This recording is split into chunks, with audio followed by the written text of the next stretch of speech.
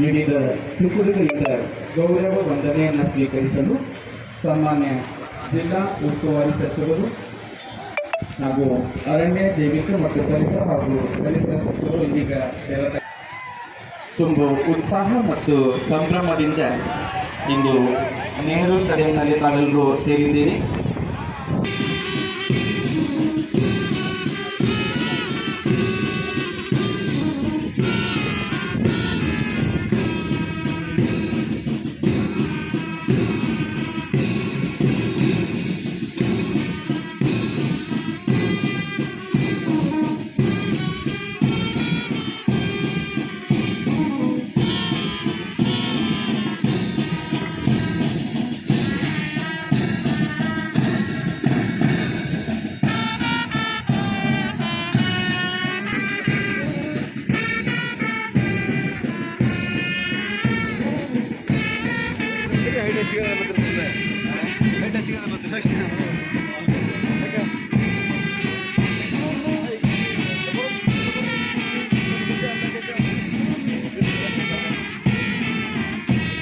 ವಿವಿಧ ತುಕುಡಿಗಳಿಂದ ಗೌರವ ವಂದನೆಯನ್ನು ಸ್ವೀಕರಿಸಿರುವಂತಹ ಮಾನ್ಯ ಜಿಲ್ಲಾ ಉಸ್ತುವಾರಿ ಸಚಿವರಾಗಿರುವಂತಹ ಶ್ರೀಯುತ ಈಶ್ವರ್ ಕೆ ಚಂದ್ರೇಜಿಯವರು ಇದೀಗ ವೇದಿಕೆಯ ಕಡೆಗೆ ಆಗಮಿಸಿದ್ದಾರೆ.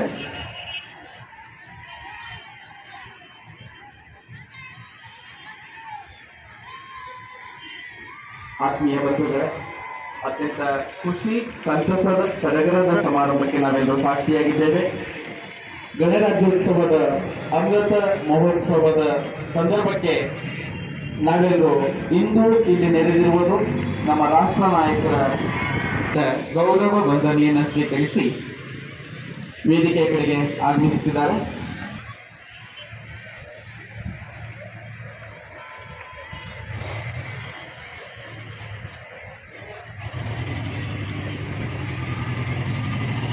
ಆತ್ಮೀಯ ಬಂಧುಗಳೇ, ಈಗ ವಿವಿಧ ತುಕುಡಿಗಳಿಂದ ಆಕರ್ಷಕ ಪಥಸಂಚಲನ ನಡೆಯಲಿದೆ.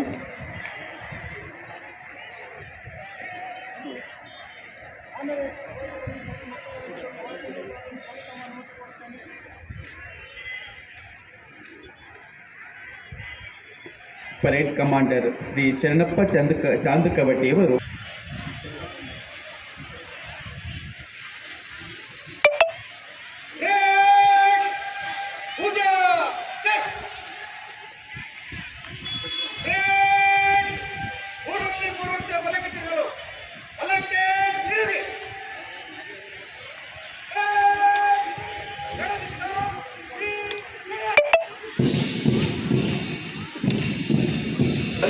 ಜೋರಾದ ಚಪ್ಪಾಳೆಯೊಂದಿಗೆ ಆ ತುಕುಡಿಗಳನ್ನು ತಾವು ಸ್ವಾಗತಿಸಬೇಕು.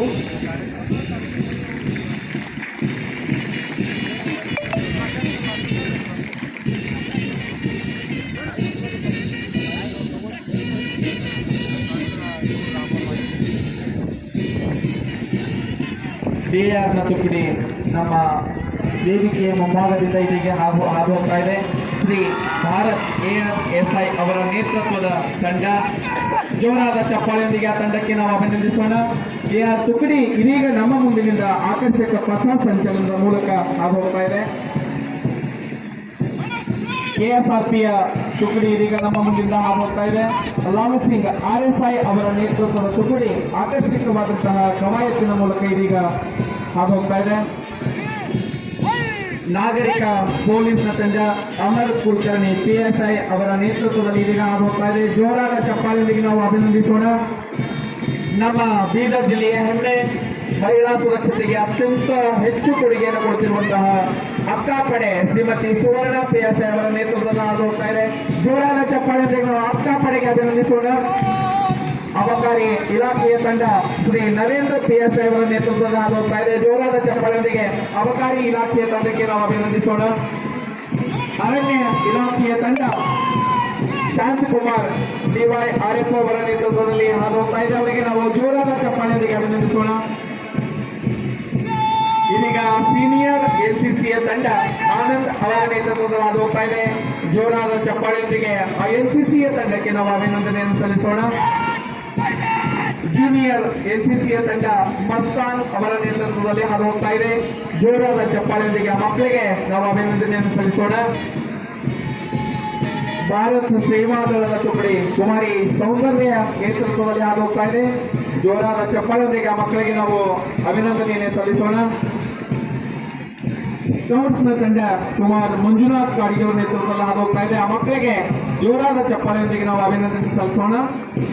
ಕೊನೆಯದಾಗಿ ಆಶಾ ಕಿರಣ ಅಂಧ ಮಕ್ಕಳ ಶಾಲೆಯ ಮಕ್ಕಳು ಅಶೋಕ್ ಅವರ ನೇತೃತ್ವದಲ್ಲಿ ವ್ಯವಸ್ಥಿತವಾಗಿ ಹಾದು ಹೋಗ್ತಾ ಇದ್ದಾರೆ.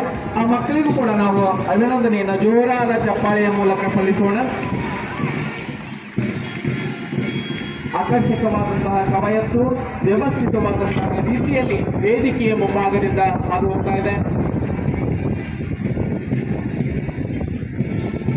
ಕಣ್ಣಿಗೆ ಹಬ್ಬವನ್ನು ಉಂಟು ಮಾಡುವಂತಹ ಸಂಭ್ರಮವನ್ನು ತರುವಂತಹ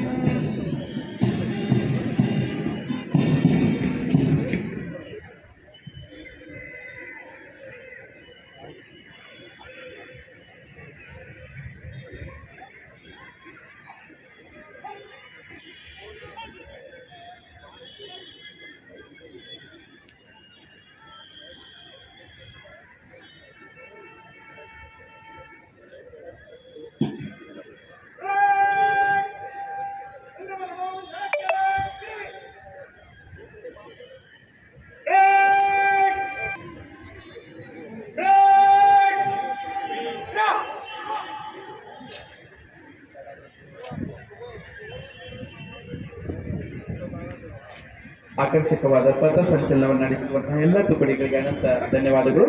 ಆತ್ಮೀಯ ಬಂಧುಗಳೇ, ಇದೀಗ ಮಾನ್ಯ ಶ್ರೀ ಈಶ್ವರ್ ಬಿ ಖಂಡ್ರೇಜಿಯವರು ಅರಣ್ಯ, ಜೈವಿಕ ಮತ್ತು ಪರಿಸರ ಹಾಗೂ ಬೀದರ್ ಜಿಲ್ಲಾ ಉಸ್ತುವಾರಿ ಸಚಿವರು ಕರ್ನಾಟಕ ಸರ್ಕಾರದವರಿಂದ ಭಾರತ ಸಂವಿಧಾನದ ಪೀಠಿಕೆಯ ಬೋಧನೆಯನ್ನು ನಡೆಸಿಕೊಳ್ಳಲಿದ್ದಾರೆ. ಅದ ನಂತರ ಅವರು ಗಣರಾಜ್ಯೋತ್ಸವದ ಅಂಗವಾಗಿ ಸಂದೇಶವನ್ನು ಕೂಡ ನೀಡಲಿದ್ದಾರೆ. ದಯವಿಟ್ಟು ತಾವು ಪ್ರಾರಂಭ ಆಗೋಕ್ಕಿಂತ ಪೂರ್ವದಲ್ಲಿ ಭಾರತದ ಸಂವಿಧಾನದ ಪೀಠಿಕೆ ನಾನು ಹೇಳುತ್ತೇನೆ. ಎಲ್ಲರೂ ದಯವಿಟ್ಟು ತಮ್ಮ ತಮ್ಮ ಸ್ಥಾನದಲ್ಲಿಟ್ಟುಕೊಂಡು ಎದ್ದು ನಿಂತು ಪುನರುಚ್ಚರಿಸಬೇಕು ಅಂತ ಹೇಳಿ ವಿನಂತಿಸುತ್ತೇನೆ. ಈ ಕಡೆ ಮಕ್ಕಳು ಸ್ವಲ್ಪ ಎದ್ದು ನಿಲ್ರಿ. ಬಲಗಡೆ ಭಾಗದಲ್ಲಿ ಇರುವಂತಹ ಪೆವಿಲಿಯನ್ ಮೇಲೆ ಕುಳಿತಿರುವಂತಹ ವಿದ್ಯಾರ್ಥಿಗಳು ಎದ್ದು ನಿಂತ್ಕೊಳ್ಬೇಕು. ಎಲ್ಲ ಮಕ್ಕಳು ಆ ಕಡೆ ಕೂತವರೆಲ್ಲ ಎದ್ದು ನಿಲ್ರಿ. ಎಲ್ಲರೂ ಬಲಗೈ ಮುಖ ಮಾಡಬೇಕು. ಭಾರತದ ಸಂವಿಧಾನದ ಪ್ರಸ್ತಾವನೆ ಭಾರತದ ಜನಗಳಾದ ನಾವು ಭಾರತವನ್ನು ಸಮಭಾವದ ಪ್ರಜಾಸತ್ತಾತ್ಮಕ ಗಣರಾಜ್ಯವಾಗಿ ರಚಿಸಲು ಮತ್ತು ಅದರ ಸಮಸ್ತ ನಾಗರಿಕರಿಗೆ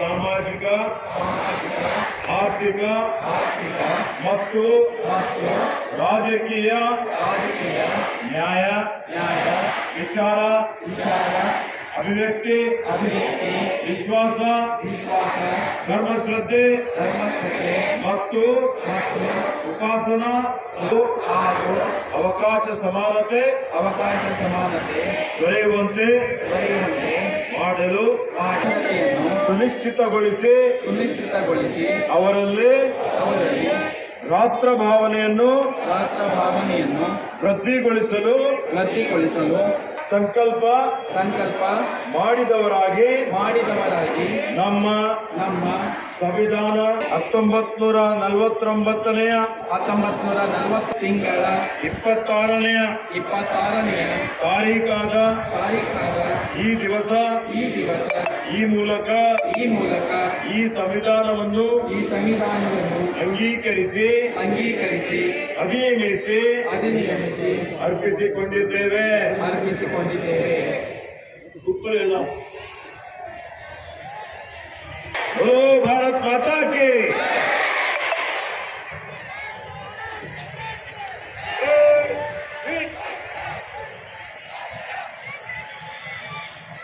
ರಾಷ್ಟ್ರಪಿತ ಮಹಾತ್ಮ ಗಾಂಧೀಜಿಯವರನ್ನು ಸಂವಿಧಾನ ಶಿಲ್ಪಿ ಡಾಕ್ಟರ್ ಬಾಬಾ ಸಾಹೇಬ್ ಅಂಬೇಡ್ಕರ್ ಅವರನ್ನು ಎಲ್ಲ ರಾಷ್ಟ್ರೀಯ ನಾಯಕರನ್ನು ಮತ್ತು ಈ ರಾಷ್ಟ್ರದ ಸ್ವಾತಂತ್ರ್ಯಕ್ಕಾಗಿ ತ್ಯಾಗ ಮಾಡಿದಂತ ಬಲಿದಾನ ಮಾಡಿದಂತ ಅಸಂಖ್ಯಾತ ಸ್ವಾತಂತ್ರ್ಯ ಸೇನಾನಿಗಳನ್ನು ನಮಿಸಿ ಇವತ್ತಿನ ಈ ಒಂದು ಪವಿತ್ರವಾದಂತಹ ಕಾರ್ಯಕ್ರಮ ನಮ್ಮ ಇವೆರಡು ನಮ್ಮ ರಾಷ್ಟ್ರದ ರಾಷ್ಟ್ರೀಯ ಹಬ್ಬಗಳು. ಈ ಒಂದು ಕಾರ್ಯಕ್ರಮದಲ್ಲಿ ಮುಖ್ಯ ಅತಿಥಿಗಳಾಗಿ ಆಗಮಿಸಿದಂತ ನನ್ನ ಆತ್ಮೀಯ ಮಿತ್ರರು, ಪೌರಾಡಳಿತ ಸಚಿವರಾದಂಥ ಮಾನ್ಯ ಶ್ರೀ ರಹೀಂ ಖಾನ್ ಅವರೇ, ಶಾಸಕ ಮಿತ್ರರಾದಂಥ ಮಾನ್ಯ ಶ್ರೀ ಡಾಕ್ಟರ್ ಶೈಲೇಂದ್ರ ಬೆಂದಾಳೆ ಅವರೇ, ವಿಧಾನ ಪರಿಷತ್ತಿನ ಸದಸ್ಯರಾದಂಥ ಮಾನ್ಯ ಶ್ರೀ ರಘುನಾಥ್ ಮಲ್ಕಾಪುರಿ ಅವರೇ, ಇನ್ನೋರ್ವ ವಿಧಾನ ಪರಿಷತ್ತಿನ ಸದಸ್ಯರಾದಂಥ ಮಾನ್ಯ ಶ್ರೀ ಅರವಿಂದ ಅರಳಿ ಅವರೇ, ನಗರ ಸಭೆಯ ಅಧ್ಯಕ್ಷರಾದಂಥ ಮಾನ್ಯ ಶ್ರೀ ಮೊಹಮ್ಮದ್ ಜೋಸ್ರವರೇ, ಈ ಕಾರ್ಯಕ್ರಮದ ಆಯೋಜಕರು ನಮ್ಮ ಜಿಲ್ಲೆಯ ಜಿಲ್ಲಾಧಿಕಾರಿಗಳಾದಂಥ ಮಾನ್ಯ ಶ್ರೀ ಗೋವಿಂದ ರೆಡ್ಡಿ ಅವರೇ, ಜಿಲ್ಲಾ ಪಂಚಾಯಿತಿಯ ಮುಖ್ಯ ಕಾರ್ಯನಿರ್ವಾಹಕ ಅಧಿಕಾರಿಗಳಾದಂಥ ಮಾನ್ಯ ಶ್ರೀ ಗಿರೀಶ್ ಬಡೋಲಿ ಅವರೇ, ಜಿಲ್ಲಾ ಪೊಲೀಸ್ ವರಿಷ್ಠಾಧಿಕಾರಿಗಳಾದ ಮಾನ್ಯ ಶ್ರೀ ಚನ್ನಬಸವಣ್ಣ ಅವರೇ, ವೇದಿಕೆ ಮೇಲೆ ಆಸೀನರಾದಂಥ ಮತ್ತು ವೇದಿಕೆ ಕೆಳಗಡೆ ಉಪಸ್ಥಿತರಿರುವಂತ ಎಲ್ಲ ಮಾಜಿ ಸಂಸದರಾದಂಥ ಸುರೇಶರಿದ್ದಾರೆ, ಇತರ ಎಲ್ಲ ಹಿರಿಯ ಗಣ್ಯಮಾನ್ಯ ವ್ಯಕ್ತಿಗಳೇ, ಗಂಟೆಯಲ್ಲಿ ವಿಶೇಷವಾಗಿ ಪಥಸಂಚಲನದಲ್ಲಿ ಭಾಗವಹಿಸಿದಂಥ ಎಲ್ಲ ಇಲಾಖೆಯ ಪೊಲೀಸ್, ಅರಣ್ಯ, ಹೋಂಗಾರ್ಡ್, ಇತರ ಅಕ್ಕಪಡೆ ಇದೆ, ಇವತ್ತು ಎನ್ಸಿಸಿದವರಿದ್ದಾರೆ, ಅಂಧ ಮಕ್ಕಳಿದ್ದಾರೆ. ಮತ್ತು ಅದರ ಜೊತೆಯಲ್ಲಿ ಕಾರ್ಯಕ್ರಮಕ್ಕೆ ಮೆರುಗು ತಂದುಕೊಟ್ಟಂತ ಕಾರ್ಯಕ್ರಮದ ಒಂದು ಕೇಂದ್ರ ಬಿಂದುಗಳಾದಂಥ ವಿವಿಧ ಶಾಲಾ ಕಾಲೇಜುಗಳ ವಿದ್ಯಾರ್ಥಿನಿ ಸಹೋದರ ಸಹೋದರಿಯರೇ, ಮಾಧ್ಯಮದ ಮಿತ್ರರೇ, ಬಂಧುಗಳೇ, ನಿಮ್ಮೆಲ್ಲರಿಗೆ ಇವತ್ತಿನ ಈ ಒಂದು 75ನೇ ಗಣರಾಜ್ಯೋತ್ಸವದ ಹಾರ್ದಿಕ ಅಭಿನಂದನೆ ಮತ್ತು ಶುಭಾಶಯಗಳನ್ನು ಕೋರ್ತಾ ಇದ್ದಾರೆ.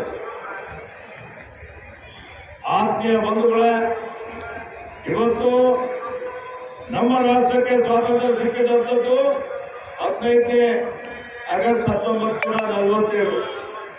ನಮ್ಮ ಭಾಗಕ್ಕೆ ವಿಮೋಚನೆ ಸಿಕ್ಕಂಥದ್ದು 17ನೇ ಸೆಪ್ಟೆಂಬರ್ 1948.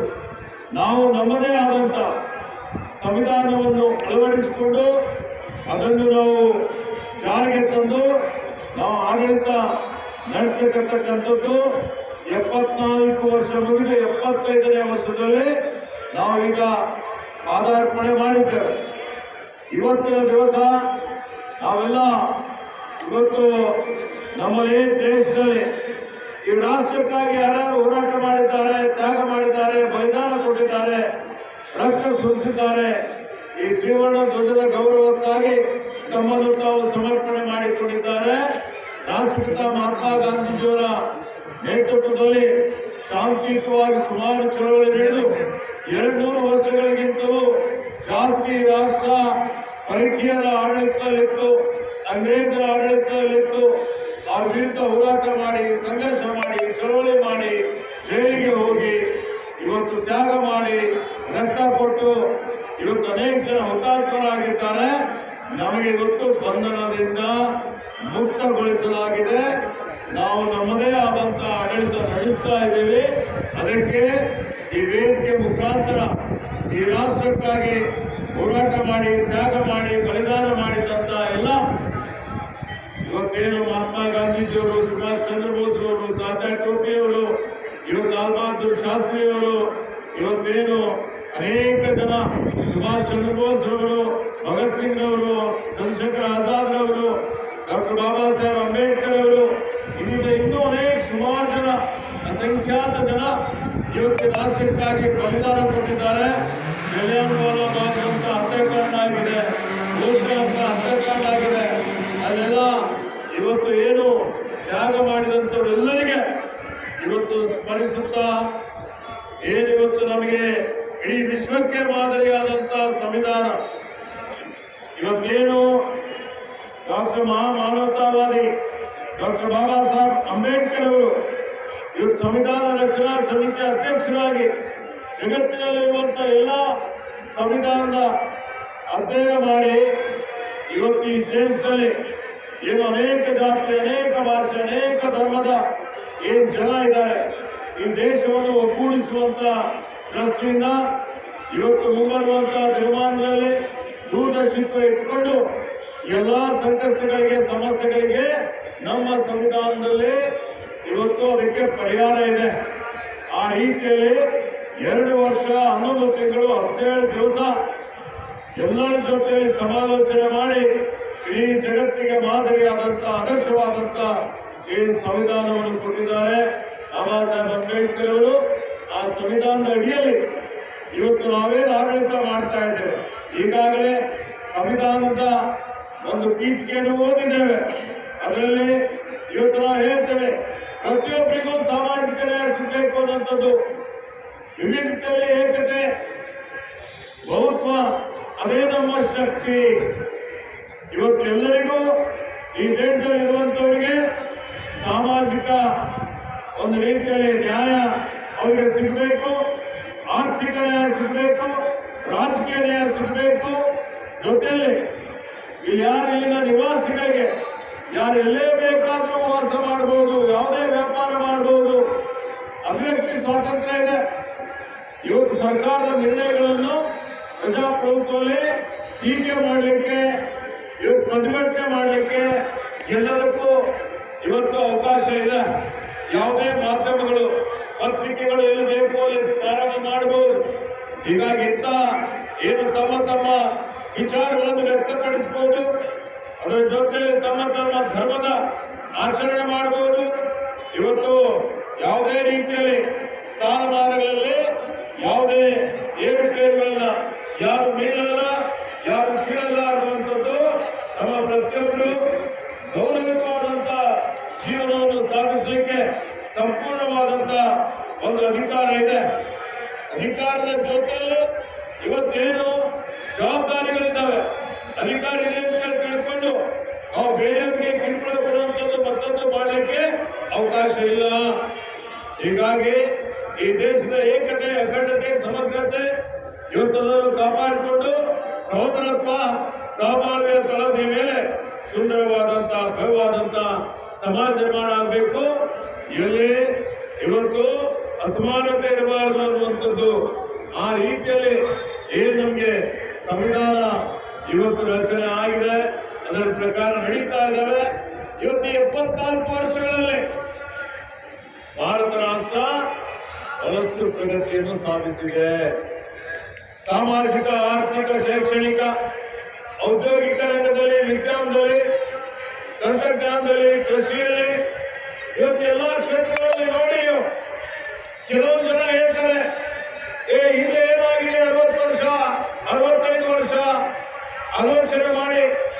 ಯಾಕಂದ್ರೆ ಮಕ್ಕಳಿಗೆ ಇವತ್ತು ನಮ್ಮಲ್ಲಿ ಇರುವಂತ ಎಲ್ಲಾ ರೀತಿಯಲ್ಲಿ ಸಾಕ್ಷರತೆ ಇರ್ತಿಲ್ಲ, ಅಂಧಕಾರ ಇತ್ತು, ಇವತ್ತು ಬಡತನ ಇತ್ತು, ಹಸಿವು ಇತ್ತು, ಅಸ್ಪೃಶ್ಯತೆ ಇತ್ತು, ದೌರ್ಜನ್ಯ ಇತ್ತು. ಇವತ್ತೆಲ್ಲಾ ಕಡೆ ಇಂಥ ಒಂದು ಪರಿಸ್ಥಿತಿಯಲ್ಲಿ ಈ ರಾಷ್ಟ್ರದಲ್ಲಿ ಅಂದಿನ ರಾಷ್ಟ್ರೀಯ ನಾಯಕರುಗಳು ಈ ರಾಷ್ಟ್ರವನ್ನು ಒಗ್ಗೂಡುವಂತಹ ದೃಷ್ಟಿಯಿಂದ ಸುಮಾರು ಹಂಚಿ ಹೋಗಿದ್ದಂತ ಭಾರತವನ್ನು ಒಂದು 565 ಸಂಸ್ಥೆಗಳನ್ನು ಒಗ್ಗೂಡಿಸಿ ಈ ಒಕ್ಕೂಟದಲ್ಲಿ ಸೇರಿಸಿ ಇವತ್ತು ನಿಜಾಮನ ಆಡಳಿತ ಇತ್ತು, ಅದರಿಂದ ನಮಗೆ ವಿಮುಕ್ತಿಗೊಳಿಸಲಾಯಿತು. ಇವತ್ತು ಕಾಶ್ಮೀರಕ್ಕೆ ವಿಶೇಷ ಸ್ಥಾನಮಾನ ಕೊಟ್ಟು ಭಾರತದಲ್ಲಿ ಪ್ರವೇಶ ಸೇರಿಸುವಂತ ಒಂದು ಅವರು ಅದಕ್ಕೆ ಕಾರ್ಯಕರ್ತರಾದರು. ಹೀಗೆ ಅದರ ಜೊತೆಯಲ್ಲಿ ಇವತ್ತಿಲ್ಲಿ ಸಾಕ್ಷರತೆ 10% ಕಡಿಮೆ ಇತ್ತು. ಇವತ್ತು 76-80% ಸಾಕ್ಷರತೆಗೆ ನಾವು ಮುಟ್ಟಿದ್ದೇವೆ. ಅಂದಿನ ದಿನಮಾನಗಳಲ್ಲಿ 32-33 ಕೋಟಿ ಜನಸಂಖ್ಯೆಗೆ ಇವತ್ತು ಆ ದಾನಿಗಳಿರಲಿಲ್ಲ, ಜನ ಹಸಿವಿನಿಂದ ಸಾಯ್ತಾ ಇದ್ರು. ಅಂತ ಸಂದರ್ಭದಲ್ಲಿ ಇವತ್ತು ನಮ್ಮಲ್ಲಿ 143 ಕೋಟಿ ಜನ ಹಸಿರು ಕ್ರಾಂತಿ ತಂದು 143 ಕೋಟಿ ಜನರಿಗೆ ಆಹಾರ ಧಾನ್ಯಗಳನ್ನು ಉತ್ಪಾದನೆ ಮಾಡಿ ರಫ್ತು ಮಾಡುವಂತಹ ಸಾಮರ್ಥ್ಯ ಬಂದಿದೆ ಅಂತ ಹೇಳಿದ್ರೆ ಇವತ್ತು 50ರ ದಶಕದಿಂದ ಇಲ್ಲಿವರೆಗೆ ಅಂದ್ರೆ ಜವಾಹರ್ಲಾಲ್ ನೆಹರೂಜಿಯವರು ಹಿಡ್ಕೊಂಡು ಲಾಲ್ ಬಹದ್ದೂರ್ ಶಾಸ್ತ್ರಿ ಅವರು ಇರ್ಬೋದು, ಇಂದಿರಾ ಗಾಂಧಿ ಅವರು ಇರ್ಬೋದು, ರಾಜೀವ್ ಗಾಂಧಿ ಅವರು ಇರ್ಬೋದು, ಮನಮೋಹನ್ ಸಿಂಗ್ ಅವರು ಇರ್ಬೋದು, ಅದಾದ್ಮೇಲೆ ಬಂದಂತ ವಾಜಪೇಯಿ ಅವರನ್ನು ಸೇರಿಸಿಕೊಂಡು ಇವೆಲ್ಲರೂ ಸೇರಿ ಈ ಭಾಗದಲ್ಲಿ ಪ್ರಗತಿ ಮಾಡಿದ್ದಾರೆ, ದೂರದರ್ಶಕ ಇಟ್ಕೊಂಡಿದ್ದಾರೆ. ಅಂದಿನಿಂದ ಇಲ್ಲಿನವರೆಗೆ ನಡೆದಂತ ಎಲ್ಲ ನಾಯಕರಿಗೆ ಅದರ ಶ್ರೇಯಸ್ಸು ಸಲ್ತದೆ. ಹಿಂದೆ ಏನೂ ಆಗಿಲ್ಲ ಅಂತ ಹೇಳುವಂಥದ್ದು ಈ ದೇಶದ ಜನರಿಗೆ ಮಾಡಿದಂತ ದ್ರೋಹ ಆಗ್ತದೆ ಅನ್ನುವಂಥ ಮಾತನ್ನು ಹೇಳಿಕೆ ಬರ್ತಾ ಇದೆ. ಅದಕ್ಕೆ ಆತ್ಮೀಯ ಬಂಧುಗಳೇ, ಇವತ್ತು ಹಿಂದೆ ಒಂದು ಸೂಜಿ ನಿರ್ಮಾಣ ಮಾಡುವಂಥದ್ದು ಕಷ್ಟ ಇತ್ತು. ಇವತ್ತು ನ್ಯೂಕ್ಲಿಯರ್ ಬಾಂಬ್ ತಯಾರು ಮಾಡುವಂತಹ ಶಕ್ತಿ ನಮ್ಮಲ್ಲಿ ಇದೆ. ಇವತ್ತು ವಿಜ್ಞಾನದಲ್ಲಿ, ತಂತ್ರಜ್ಞಾನದಲ್ಲಿ, ಬಾಹ್ಯಾಕಾಶದಲ್ಲಿ ಇಸ್ರೋ ಅಂತ ಸಂಸ್ಥೆ ಪ್ರಾರಂಭ ಮಾಡಿ, HAL ಅಂತ ಸಂಸ್ಥೆ ಪ್ರಾರಂಭ ಮಾಡಿ ಇವತ್ತೇನು ದೇಶ ವಿದೇಶಗಳಲ್ಲಿ ಭಾರತ ದೇಶದ ಒಂದು ಕೀರ್ತಿ ಹೆಚ್ಚಿಗೆ ಆಗ್ತಾ ಇದೆ.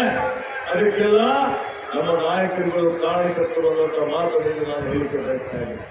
ಸಂಪರ್ಕ ಕ್ಷೇತ್ರದಲ್ಲಿ ನೋಡಿ ನೀವು, ಹಿಂದೆ ಯಾವುದೇ ರೀತಿಯಲ್ಲಿ ಪ್ರಗತಿ ಇರಲಿಲ್ಲ. ಅಂತ ಸಂದರ್ಭದಲ್ಲಿ ಅತ್ಯಂತ ಸ್ಫೂರ್ತಿ ನಾಯಕರಾದಂತಹ ರಾಜೀವ್ ಗಾಂಧಿ ಅವರ ಕಾರ್ಯಕಾಲದಲ್ಲಿ ಇವತ್ತು 21ನೇ ಶತಮಾನಕ್ಕೆ ಭಾರತ ಕಾಲಿಡಬೇಕು ಅಂತ ಹೇಳಿ ಇವತ್ತು ಆಪ್ಟಿಕಲ್ ಫೈಬರ್ ಕೇಬಲ್ ಹಾಕಿ ಸುಮಾರು 110 ಕೋಟಿ ಜನ ಹತ್ರ ಏನ್ ನಾವು ಹೇಳ್ತೀವಲ್ಲ ಡಿಜಿಟೈಸೇಷನ್ ಅಂತ ಹೇಳಿ, ಆ ಡಿಜಿಟೈಸೇಷನ್ ಪ್ರಾರಂಭ ಮಾಡಿದ್ದು ಯಾರು, ಅದಕ್ಕೆ ಭದ್ರ ಬುನಾದಿ ಹಾಕಿದ್ದು ಯಾರು? ಇವತ್ತೇನು 110 ಕೋಟಿ ಜನ ಸಂಪರ್ಕ ಕ್ಷೇತ್ರದಲ್ಲಿ ಈ ಜಗತ್ತು ನನ್ನ ಅಂಗೈಯಲ್ಲಿ ಅಂತೇಳಿ ಮಾಹಿತಿ ವಿನಿಮಯ ಆಗ್ತಾ ಇದೆ. ಅನೇಕ ಸ್ಯಾಟಲೈಟ್ಗಳನ್ನು ನಾವು ಬಿಟ್ಟಿದ್ದೇವೆ. ಅದಕ್ಕೆ ರಾಜೀವ್ ಗಾಂಧಿ ಅವರ ದೂರದರ್ಶಿತ್ವ ಕಾರಣ ಅಂತ ಹೇಳಿ ಇವತ್ತು ನಮ್ಮ ಯುವಕರು ತಿಳ್ಕೊಳ್ಬೇಕಾಗ್ತದೆ. ಅದಕ್ಕೆ ಆತ್ಮೀಯ ಬಂಧುಗಳೇ, ಇವತ್ತು ನಾವೇನ್ ಸಾಧನೆ ಮಾಡಿದ್ವಿ, ಈ ಜಗತ್ತಿನಲ್ಲಿ ತಲೆ ಎತ್ತಿ ಮೆರೆಯುವಂತ ಮಾಡಿದಂತ ಕೀರ್ತಿ ಈ ರಾಷ್ಟ್ರಕ್ಕೆ ಸಲ್ತದೆ. ಇವತ್ತು ಜಗತ್ತು ನಮ್ಮ ಕಡೆ ನೋಡ್ತಾ ಇದೆ ಅಂತ ಹೇಳಿದ್ರೆ ಅದಕ್ಕೆ ಕಾರಣ ನಮ್ಮ ಮಕ್ಕಳು, ನಮ್ಮ ಯುವಕರು, ನಮ್ಮ ವಿದ್ಯಾರ್ಥಿಗಳು. ಮಾನವ ಸಂಪನ್ಮೂಲದಲ್ಲಿ ನಮಗೆ ಹಿಂದಿಕ್ಕಿರುವಂತವರು ಜಗತ್ತಿನಲ್ಲಿ ಯಾರೂ ಇಲ್ಲ. ನಮ್ಮಲ್ಲಿ 35 ವರ್ಷಕ್ಕಿಂತ ಕಡಿಮೆ ಕೆಳಗಡೆ ಇರುವಂತಹ ಯುವ ಶಕ್ತಿ, ಅಣುಶಕ್ತಿ ಇದ್ದ ಹಾಗೆ ಎಷ್ಟು ಜನ ಇದ್ದಾರೆ? 65% ಇದ್ದಾರೆ. ಇಷ್ಟು ಯುವಕರು ಜಗತ್ತಿನಲ್ಲಿ ಎಲ್ಲೂ ಇಲ್ಲ. ಯುವಕರೆಲ್ಲ ಮನಸ್ಸು ಮಾಡಿದ್ರೆ ಏನೇ ಬದಲಾವಣೆ ಪರಿವರ್ತನೆ ತರಬಹುದು. ಇಡೀ ಜಗತ್ತಿನಲ್ಲಿ ನಾವೆಲ್ಲ ನಂಬರ್ 1 ಸ್ಥಾನದಲ್ಲಿ ಇರಲಿಕ್ಕೆ ಸಾಧ್ಯ ಇದೆ. ಆ ನಿಟ್ಟಿನಲ್ಲಿ ಇವತ್ತು ನಾವೆಲ್ಲರೂ ನಾವು ಅಷ್ಟೇ ಅಭಿವೃದ್ಧಿ ಆಗಬೇಕು, ಬೇರೆ ಯಾವ ದೇಶದಲ್ಲಿ ಆಗಬಾರ್ದು ಅಂದ್ರೆ ಆಗೋದಿಲ್ಲ. ರಾಷ್ಟ್ರೀಯತೆ, ರಾಷ್ಟ್ರ ಪ್ರೇಮ, ದೇಶಭಕ್ತಿ ಯಾವುದೇ ಒಂದು ಪಕ್ಷದ, ಒಂದು ಸಂಘಟನೆಯ, ಒಬ್ಬ ವ್ಯಕ್ತಿಯ ಜಾಗೀರಲ್ಲ. ಇದು 143 ಕೋಟಿ ಜನರು ರಾಷ್ಟ್ರ ಪ್ರೇಮಿಗಳೇ. ಅನೇಕ ಜನ ನಾವೇ ರಾಷ್ಟ್ರ ಪ್ರೇಮಿಗಳು ಅಂತ ಹೇಳಿ ಕಿರ್ಚಾಡುವಂತವರು ಹಿಂದೆ ಸ್ವಾತಂತ್ರ್ಯ ಸಂಗ್ರಾಮದಲ್ಲಿ ಆಗನೂ ವಹಿಸಿಲ್ಲ ಅಂತ ಹೇಳಿ ಇವತ್ತು ನಾವು ಹೇಳಬೇಕಾಗ್ತದೆ. ಆ ದೃಷ್ಟಿಯಿಂದ ನಾವೆಲ್ಲರಿಗೂ ಬಹುತ್ವದ ರಾಷ್ಟ್ರ. ಹೀಗಾಗಿ ಇಲ್ಲಿರುವಂತಹ ಎಲ್ಲಾ ಜಾತಿ, ಎಲ್ಲಾ ಭಾಷೆ, ಎಲ್ಲಾ ಧರ್ಮೀಯ ಜನರು ಶೋಷಿತರಿದ್ದಾರೆ, ಮಹಿಳೆಯರಿದ್ದಾರೆ, ರೈತರಿದ್ದಾರೆ, ನಿರ್ಗತಿಕರಿದ್ದಾರೆ, ಬುಡಕಟ್ಟು ಸಮುದಾಯದವರಿದ್ದಾರೆ. ಇವತ್ತು ಅನೇಕ ನಾವು ನೋಡ್ತಾ ಇದ್ದೀವಿ, ಕಾರ್ಮಿಕರಿದ್ದಾರೆ. ಎಲ್ಲರನ್ನೂ ಒಳಗೊಂಡು ಇವತ್ತು ಒಂದು ದೇಹದ ಎಲ್ಲಾ ಅಂಗಾಂಗಗಳು ಆರೋಗ್ಯಕರವಾಗಿದ್ರೆ ಆ ದೇಹ ಪರಿಪೂರ್ಣವಾಗಿ ರೂಪ ಕಾಣಿಸ್ತದೆ. ಇವತ್ತು ಯಾವ್ದಾದ್ರು ಒಂದು ಅಂಗ ಹೆಚ್ಚು ಕಡಿಮೆ ಆಗುತ್ತಾ? ಅದಕ್ಕೆ ದೇಶ ಬಲಿಷ್ಠ ಆಗ್ಬೇಕು, ಬಲಡ್ಡ ಆಗ್ಬೇಕು ಅಂತ ಹೇಳಿ ಬರೀ ಬಾಯಿ ಮಾತಲ್ಲಿ ಹೇಳಿದ್ರೆ ಅಲ್ಲ, ಕಾರ್ಯರೂಪದಲ್ಲಿ ಬರಬೇಕು. ಇವತ್ತೇನು ಇನ್ನು ಇಷ್ಟೆಲ್ಲ ನಾವು ಪ್ರಗತಿ ಮಾಡಿದ್ದೇವೆ, ಆದರೆ ಇವತ್ತಿಗೂ ನಮ್ಮ ರಾಷ್ಟ್ರೀಯ ನಾಯಕರ ಕನಸೇನಿತ್ತು ಆ ಕನಸಿನ್ನು ನನಸಾಗಬೇಕಾಗಿದೆ. ಇನ್ನೂ ಬಡತನ ರೇಖೆಗಿಂತ ಕೆಳಗೆ ಸುಮಾರು 20-25% ಜನ ಇದ್ದಾರೆ. ಇನ್ನೂ ಅಸಮಾನತೆ ಇದೆ, ಇನ್ನೂ ಜಾತೀಯತೆ ಇದೆ, ಧರ್ಮಾಂಧತೆ ಇದೆ. ಮಹಿಳೆಯರ ಮೇಲೆ, ಮಕ್ಕಳ ಮೇಲೆ ದೌರ್ಜನ್ಯ ಆಗ್ತದೆ, ರೈತರು ಆತ್ಮಹತ್ಯೆ ಮಾಡಿಕೊಳ್ತಾರೆ, ಕಾರ್ಮಿಕರಿಗೆ ಶೋಷಣೆ ಆಗ್ತಾ ಇದೆ, ಮಕ್ಕಳಿಗೆ ರಕ್ಷಣೆ ಇಲ್ಲ. ಇವೆಲ್ಲ ಇನ್ನೂ ಅನೇಕ ವಿಷಯಗಳಿದ್ದಾವೆ. ನಮ್ಮ ಎದುರುಗಡೆ ಅನೇಕ ಸವಾಲುಗಳಿದ್ದಾವೆ. ಹೀಗಾಗಿ ಇವೆಲ್ಲ ಸವಾಲುಗಳು ನಾವೆಲ್ಲರೂ ಈ ರಾಷ್ಟ್ರದ ಹಿತದೃಷ್ಟಿಯಿಂದ ಅದನ್ನು ಬಗೆಹರಿಸಬೇಕಾಗ್ತದೆ. ಆ ನಿಟ್ಟಿನಲ್ಲಿ ಇವತ್ತು ನಾವೆಲ್ಲರೂ ಒಗ್ಗಟ್ಟಾಗಿ, ನಾವೆಲ್ಲರೂ ಒಂದೇ ಅನ್ನುವಂತಹ ದೃಷ್ಟಿಯಿಂದ, ಈ ದೇಶದ ಹಿತದೃಷ್ಟಿಯಿಂದ ಏನು ಕುವೆಂಪು ಅವರು ಹೇಳ್ತಾರೆ, ಕರ್ನಾಟಕ ರಾಜ್ಯ ಸರ್ವ ಜನಾಂಗದ ಶಾಂತಿಯ ತೋಟ. ಈಗ ಎಲ್ಲರೂ ಶಾಂತಿಯುತವಾಗಿರಬೇಕು ಅಂತ ಹೇಳಿದ್ರೆ, ಇವತ್ತೇನು ಪ್ರಸ್ತುತ ಪರಿಸ್ಥಿತಿಯಲ್ಲಿ ಜಾತಿಗಳಲ್ಲಿ, ಧರ್ಮಗಳಲ್ಲಿ ಕೆಲವು ಒಡೆದಾಡುವ ನೀತಿಯನ್ನು ಅನುಸರಿಸಿ, ಭಾವನಾತ್ಮಕ ವಿಷಯಗಳನ್ನು ಕೆರಳಿಸಿ, ಇವತ್ತೇನು ಜನರಿಗೆ ದಾರಿ ತಪ್ಪಿಸುವಂಥದ್ದು, ದೇಶಮಯ ವಾತಾವರಣ ನಿರ್ಮಾಣ ಮಾಡುವಂಥದ್ದು, ಇದು ಈ ರಾಷ್ಟ್ರದ ಏಕತೆ, ಅಖಂಡತೆಗೆ ಮಾರಕ ಆಗ್ತದೆ. ಅದಕ್ಕೆ ನಾವು ಎಚ್ಚರಿಕೆಯಿಂದ ನಾವು ಹೆಜ್ಜೆ ಇಡಬೇಕಾದಂಥದ್ದು ಅವಶ್ಯಕತೆ ಇದೆ ಅನ್ನುವಂಥ ಒಂದು ಮಾತನ್ನು ನಾನು ಇಲ್ಲಿ ಹೇಳಿಕೆ ಬಯಸ್ತಾ ಇದ್ದೀನಿ. ಅದಕ್ಕೆ ಆತ್ಮೀಯ ಬಂಧುಗಳೇ, ಇವತ್ತು ನೀವೆಲ್ಲರೂ ಕೂಡಿ ಮೊನ್ನೆ ಹಿಂದೆ ನಡೆದಂತ ಏಪ್ರಿಲ್ ಮೇಲೆ ಚುನಾವಣೆ ಆಯಿತು. ಪ್ರಜಾಪ್ರಭುತ್ವದ ಒಂದು ವೈಶಿಷ್ಟ್ಯತೆ ಇದು. ಸಂವಿಧಾನದಲ್ಲಿ ಪ್ರತಿಯೊಬ್ಬರಿಗೂ ಒಂದೇ ಮತ ಇದೆ. ಮತ್ತೆ ಕಾಲಕ್ಕೆ ಚುನಾವಣೆಯಲ್ಲಿ ಪ್ರಜಾತಂತ್ರ, ಪ್ರಜೆಗಳೇ ಪ್ರಭುಗಳು. ಪ್ರಜೆಗಳು ಯಾರಿಗೆ ಮನಸ್ಸು ಮಾಡ್ತಾರೆ ಅವರು ಇವತ್ತು ಆಡಳಿತದ ಚುಕ್ಕಾಣಿ ಹಿಡಿತಾರೆ. ಹೀಗಾಗಿ ನೀವೆಲ್ಲ ನಮ್ಮ ರಾಜ್ಯದಲ್ಲಿ ಇವತ್ತು ನಮ್ಮ ಮೇಲೆ ವಿಶ್ವಾಸ ಇಟ್ಟು ಕಾಂಗ್ರೆಸ್ ಪಕ್ಷ ನಾವೇನು ಒಂದು ಪ್ರಣಾಳಿಕೆ ಮಾಡಿದ್ದೇವೆ, ಭರವಸೆಗಳನ್ನು ಕೊಟ್ಟಿದ್ದೇವೆ, ಅವೆಲ್ಲವನ್ನು ನೋಡಿಕೊಂಡು ನೀವು ಬದಲಾವಣೆ ಮಾಡಿದ್ದೀರಿ. ನಮಗೆ ಕರ್ನಾಟಕ ರಾಜ್ಯದ ಜನ ಆಶೀರ್ವಾದ ಮಾಡಿದ್ದಾರೆ. ನಾವು ಆಡಳಿತ ಸುಮಾರು 9-8 ತಿಂಗಳಿಂದ ನಡೆಸ್ತಾ ಇದ್ದೀವಿ. ಮತ್ತೆ ಪಾರದರ್ಶಕವಾಗಿ ಉತ್ತಮವಾದಂತ ಆಡಳಿತ ಕೊಡ್ತಾ ಇದ್ದೇವೆ. ಕೊಟ್ಟ ಭರವಸೆಯನ್ನು ಈಡೇರಿಸಿದ್ದೇವೆ, ಕೊಟ್ಟ ಮಾತಿನಂತೆ ನಡೀತಾ ಇದ್ದೇವೆ, ಮತ್ತೆ ಅದನ್ನು ಅನುಷ್ಠಾನ ಮಾಡ್ತಾ ಇದ್ದೇವೆ ಅನ್ನುವಂಥ ಮಾತನ್ನು ನಾನು ತಮ್ಮೆಲ್ಲರಿಗೆ ಹೇಳಲಿಕ್ಕೆ ಇಷ್ಟಪಡ್ತಾ ಇದ್ದೇನೆ. ಇವತ್ತು ನಾನು ಬೀದರ್ ಜಿಲ್ಲೆ ಉಸ್ತುವಾರಿ ಸಚಿವರಾಗಿ, ರಹೀಂ ಖಾನ್ ಅವರು ಪೊರಾಳ ಸಚಿವರಾಗಿ ಅಧಿಕಾರ ವಹಿಸಿಕೊಂಡ ನಂತರ ಈ ಭಾಗದ ಸಮಗ್ರ ಅಭಿವೃದ್ಧಿಗಾಗಿ ಇವತ್ತು ನೀವು ನೋಡಿ ಯಾವ ರೀತಿಯಲ್ಲಿ ನಾವೇನು ಹೇಳಿದ್ದೇವೆ ಅದೇ ಒಂದು ಮಾದರಿಯಲ್ಲಿ ಹಿಂದೆಯೂ ನಾನು 2016-17-18ರಲ್ಲಿ ಉಸ್ತುವಾರಿ ಸಚಿವನಾಗಿ ಸಾಕಷ್ಟು ಈ ಜಿಲ್ಲೆ ಅಭಿವೃದ್ಧಿಗಾಗಿ ಶ್ರಮ ಮಾಡಿದ್ದೇನೆ. ಎಲ್ಲಾ ಪಕ್ಷದ ಶಾಸಕರನ್ನು ವಿಶ್ವಾಸದಲ್ಲಿ ತೆಗೆದುಕೊಂಡು ಅಭಿವೃದ್ಧಿ ಪರ ಕೆಲಸ ಕಾರ್ಯಗಳು ಮಾಡಿದ್ದೇವೆ.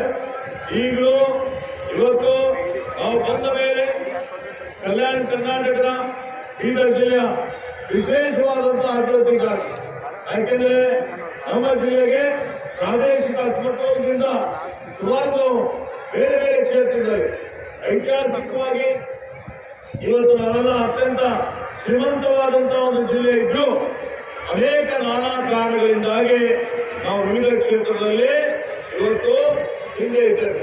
ಆದರೆ ಈಗ 10 ವರ್ಷದಿಂದ ಏನು ನಮ್ಮೆಲ್ಲರ ಕನಸಿತ್ತು, ಈ ಭಾಗದ ನಮ್ಮ ತಂದೆಯವರು ಪೂಜ್ಯ ಬೆಂಗಣ್ಣ ಕಂಡ್ರೆಯವರು ಅತ್ಯಂತ ಹಿರಿಯರೆಲ್ಲರೂ ಅವರೆಲ್ಲರ ಕನಸು ಏನಿತ್ತಪ್ಪ ಅಂದ್ರೆ ನಮಗೆ ವಿಶೇಷ ಸ್ಥಾನಮಾನ ಕೊಡಬೇಕು.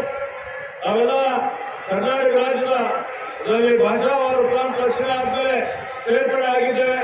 ಆ ಭಾಗ ಯಾವ ರೀತಿಯಲ್ಲಿ ಅಭಿವೃದ್ಧಿ ಆಗಿದೆ ಅದೇ ಅಭಿವೃದ್ಧಿ ಆಗಬೇಕು ಅಂತ ಅವರ ಕನಸು. ಇವತ್ತು ಹಿಂದೆ UPA ಸರ್ಕಾರ ಇದ್ದಾಗ, ಮನಮೋಹನ್ ಸಿಂಗ್ ಅವರು ಪ್ರಧಾನಮಂತ್ರಿ ಇದ್ದಾಗ ಈ ಭಾಗದ ನಮ್ಮೆಲ್ಲ ಅಕ್ಷರ ನಾಯಕರಾದಂತ ಮಾನ್ಯ ಮಲ್ಲಿಕಾರ್ಜುನ್ ಖರ್ಗೆಜಿಯವರು, ದಿವಂಗತ ಧರಮ್ ಸಿಂಗ್ ಅವರ ಸತತ ಪ್ರಯತ್ನದಿಂದ ಈ ಭಾಗದ ಹಿರಿಯ ಮುಖಂಡರ ಪರಿಶ್ರಮದಿಂದ ಸಂವಿಧಾನ ಅನುಚ್ಛೇದ 371 ತಿದ್ದುಪಡಿ ತಂದು ನಮಗೆ ವಿಶೇಷ ಸ್ಥಾನಮಾನ ಸಿಕ್ಕಿದೆ. ಈಗ ನಾವು ಅಭಿವೃದ್ಧಿ ನೋಡ್ತಾ ಇದ್ದೇವೆ, ಕಾಣ್ತಾ ಇದ್ದೇವೆ. ಈ ಸಂವಿಧಾನ 371 ಅಡಿಯಲ್ಲಿ ನಮಗೆ ಪ್ರತಿ ವರ್ಷ ವಿಶೇಷ ಅನುದಾನ ಸಿಗ್ತದೆ. ಅದರ ಜೊತೆಯಲ್ಲಿ ಉದ್ಯೋಗದಲ್ಲಿ ಮೀಸಲಾತಿ, ಉನ್ನತ ಶಿಕ್ಷಣದಲ್ಲಿ ಮೀಸಲಾತಿ ಸಿಗ್ತದೆ.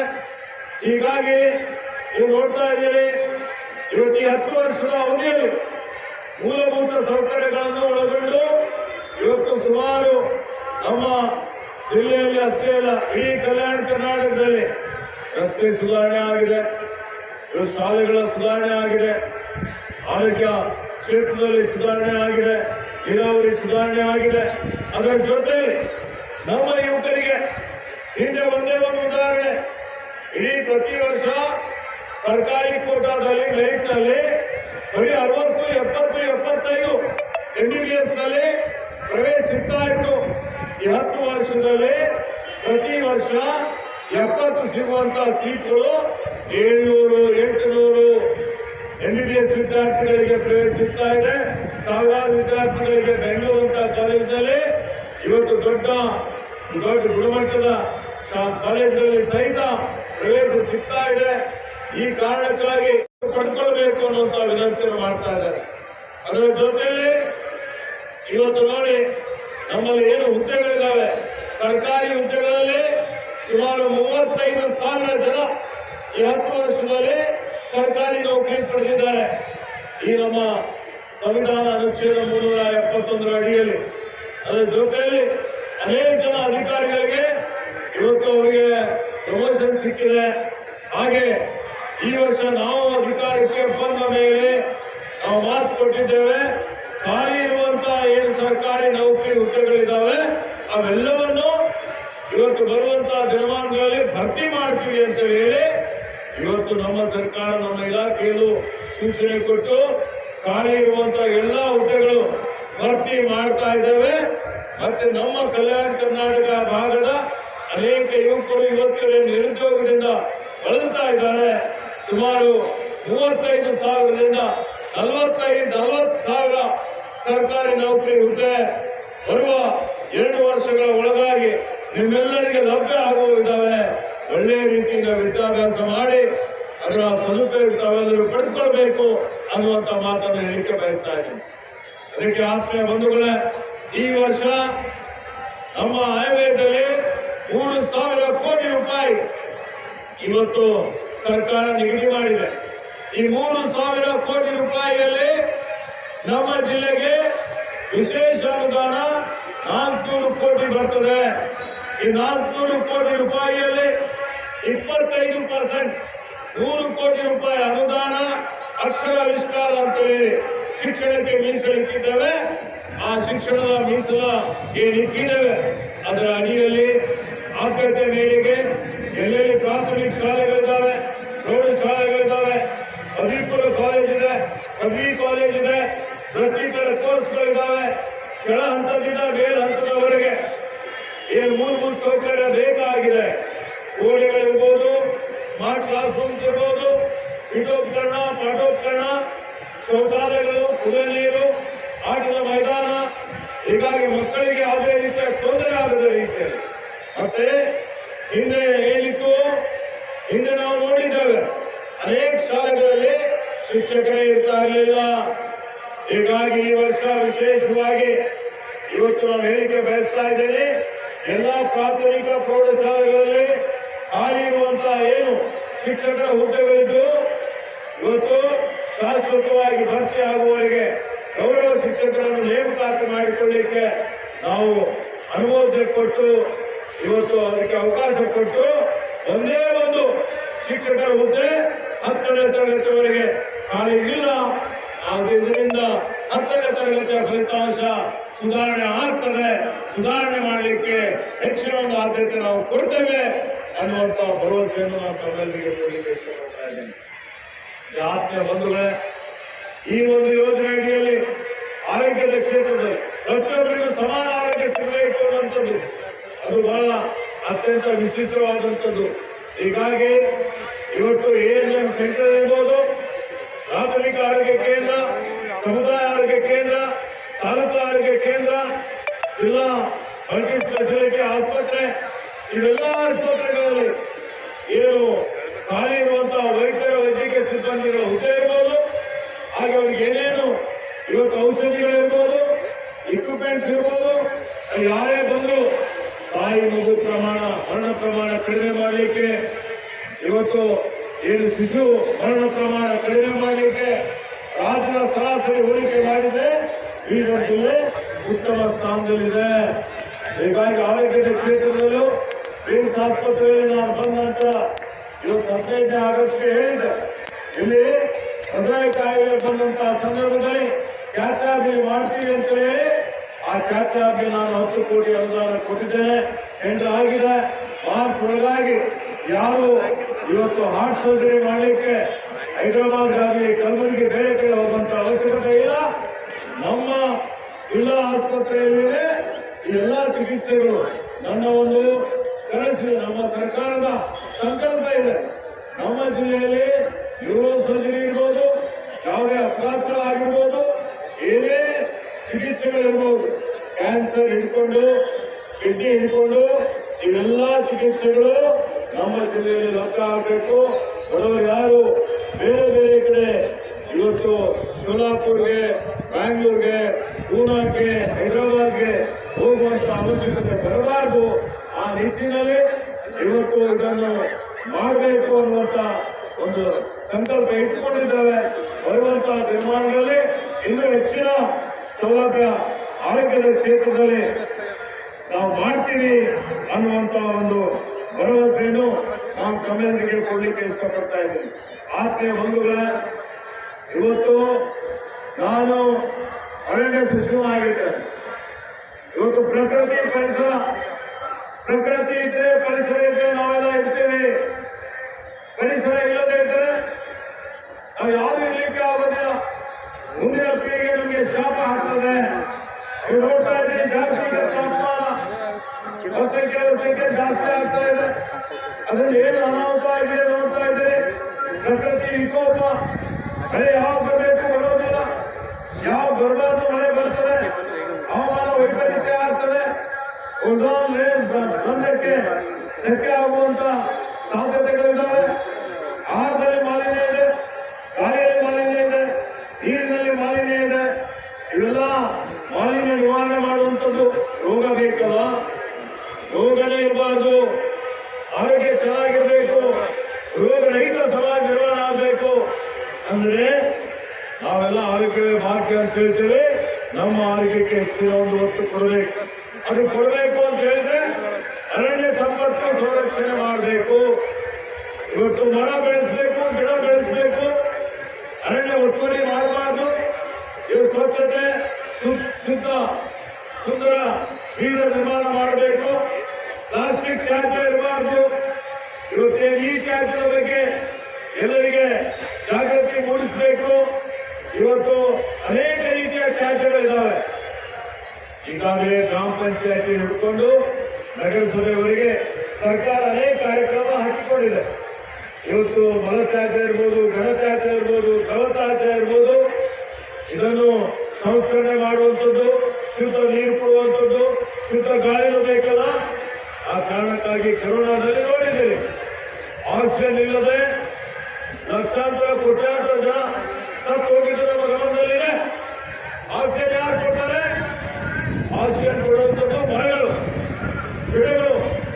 ಇಂಗಾಲನ್ನು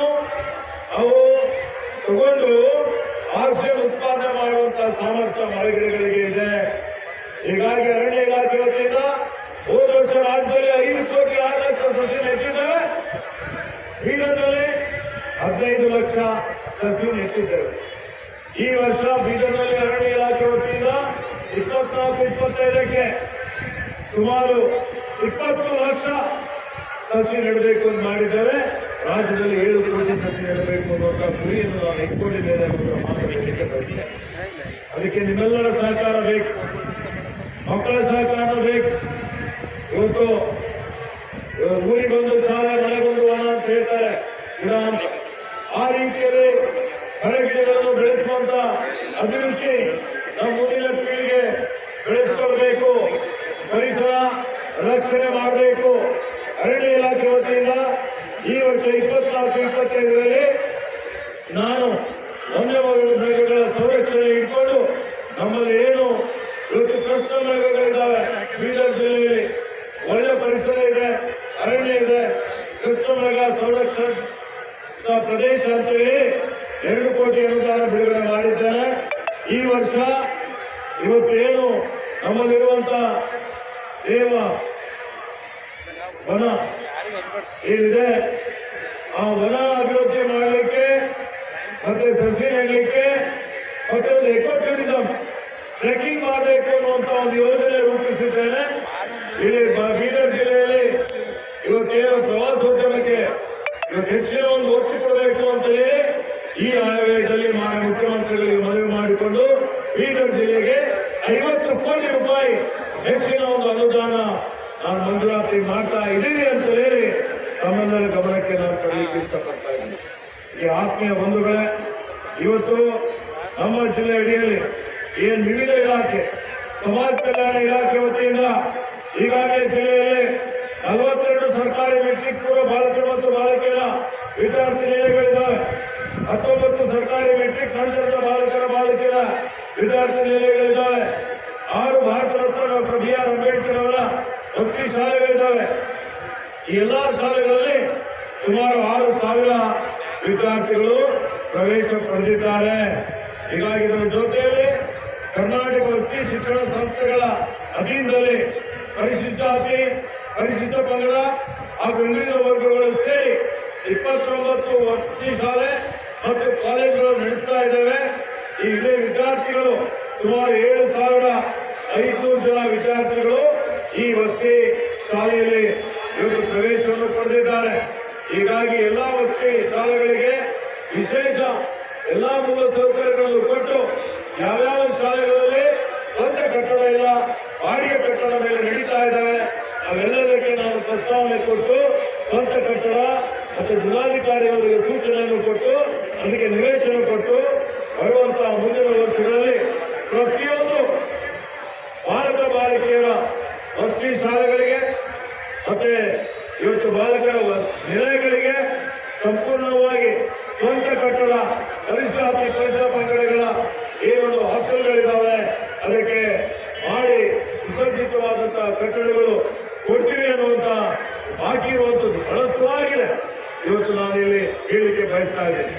ಅದೇ ರೀತಿಯಲ್ಲಿ ಹಿಂದುಳಿದ ವರ್ಗಗಳ ಕಲ್ಯಾಣ ಇಲಾಖೆ, ಅಲ್ಪಸಂಖ್ಯಾತರ ಕಲ್ಯಾಣ ಇಲಾಖೆ, ಎಲ್ಲ ಇಲಾಖೆಗಳಲ್ಲೇ ಮುಖ್ಯವಾಗಿ ಏನು ವಿದ್ಯಾರ್ಥಿನಿಯರಿಗೆ ಏನು ವಸತಿ ನಿಲಯಗಳು, ವಸತಿ ಶಾಲೆಗಳು ಮಾಡಿದ್ದೇವೆ.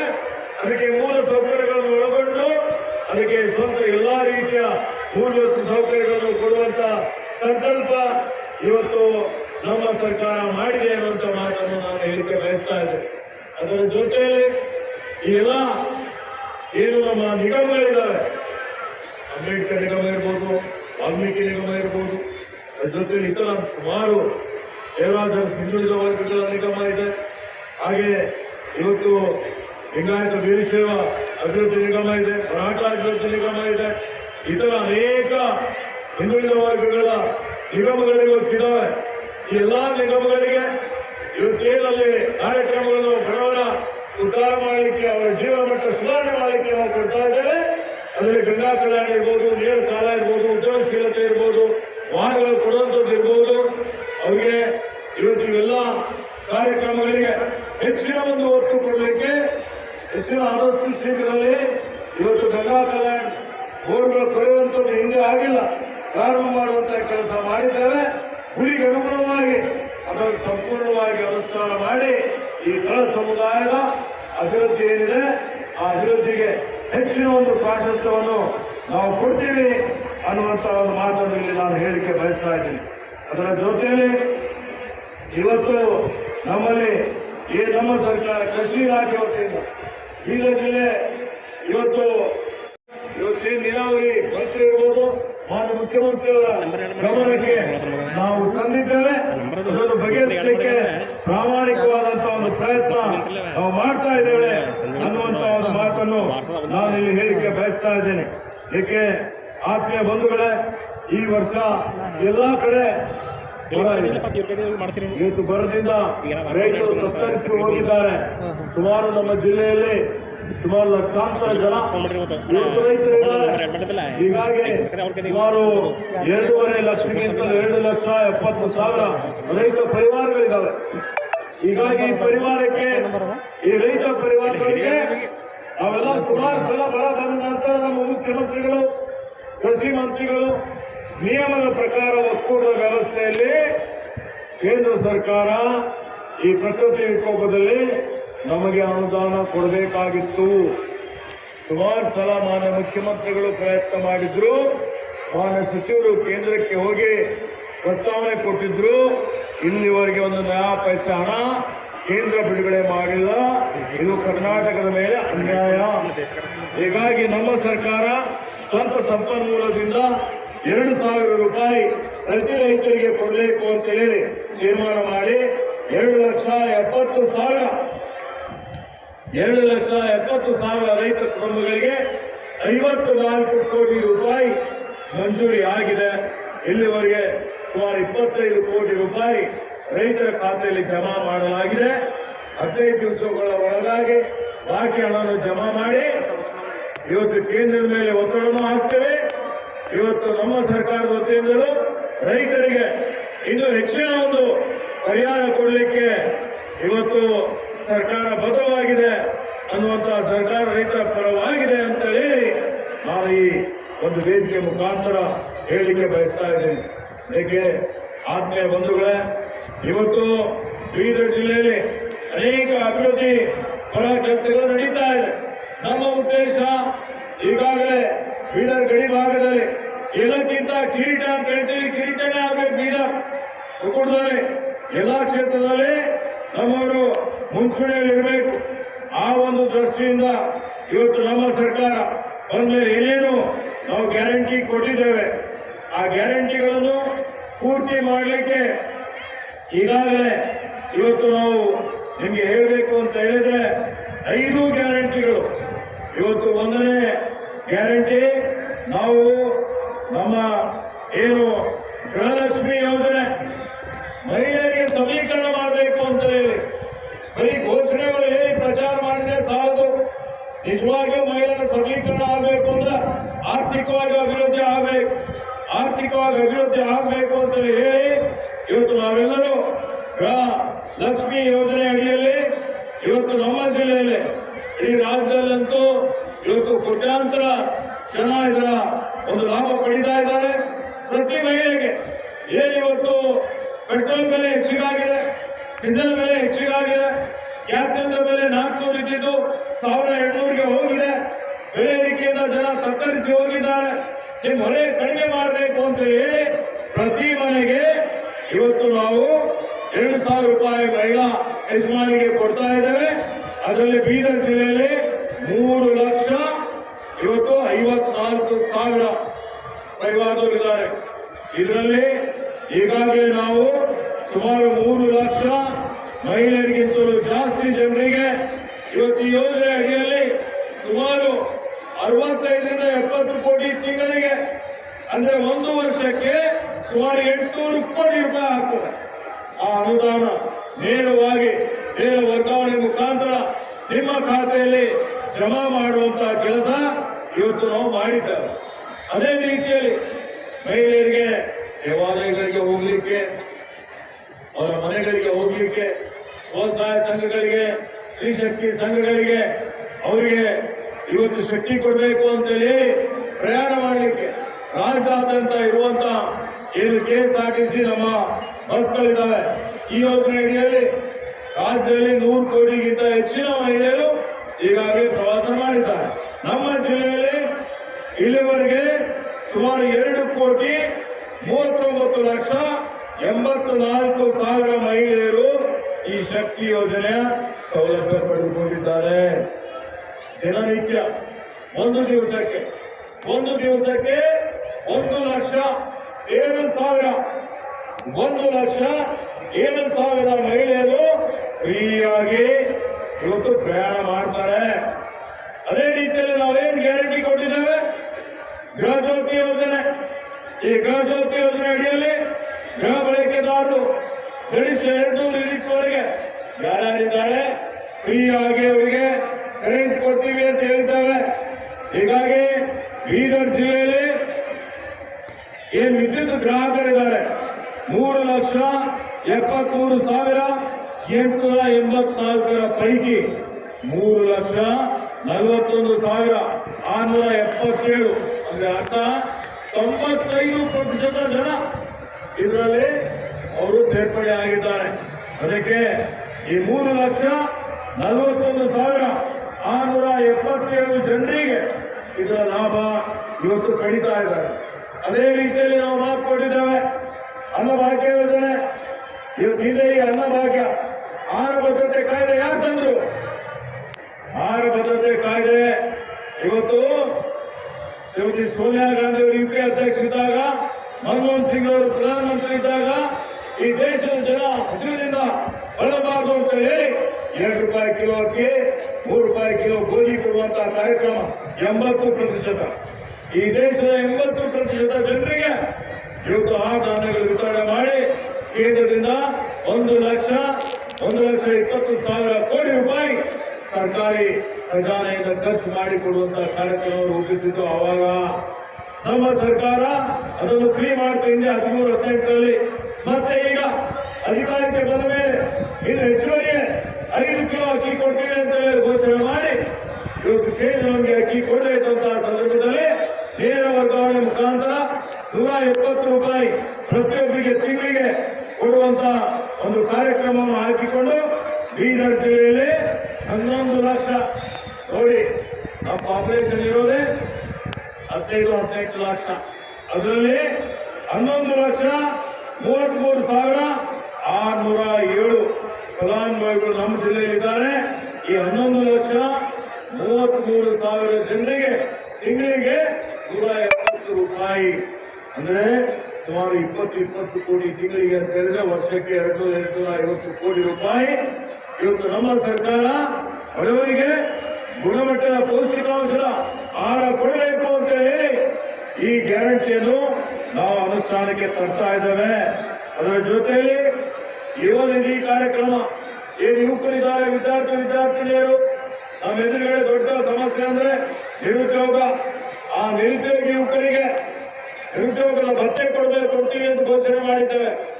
ನೀವು ಪದವಿ ಪಡೆದ್ರೆ BA ಇರ್ಬೋದು, BSc, BCom, LLB, ಇಂಜಿನಿಯರಿಂಗ್ ಯಾವುದೇ ಪದವಿ ಪಡೆಯಲಿ, ಆ ಪದವೀಧರರಿಗೆ 6 ತಿಂಗಳವರೆಗೆ ಪದವಿ ಮುಗಿದ ಮೇಲೆ ಉದ್ಯೋಗ ಸಿಕ್ಕಿಲ್ಲ ಅಂದ್ರೆ ₹3,000 ನಿಮ್ಮ ಖಾತೆಯಲ್ಲಿ ಜಮಾ ಮಾಡುವಂಥದ್ದು.